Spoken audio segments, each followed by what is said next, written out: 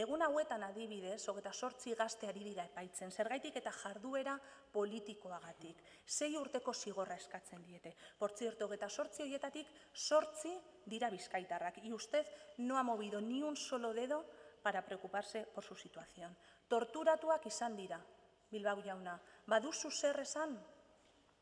O los vizcaitarras Urtzi y Telle, condenados a 2 años y medio por haber hecho una pintada anticapitalista el día de la huelga general.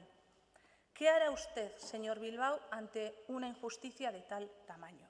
Pero usted no ha dicho hoy absolutamente nada sobre la política carcelaria vengativa e ilegal. No ha dicho absolutamente nada sobre los 3 presos gravemente enfermos que tenemos en Vizcaya: Chus Martín, Inma e Ivón. Por cierto, a Ivón ayer el juez al final le negó el artículo 100.2.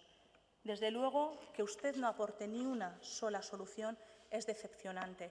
Eta Eskoziako prozesua nahi duzuela, klaro, betiko moduan tranpetan ari zarete, badakizuelako hemen Espainiar Estatuak ez duela galdeketarik ahalbidetuko.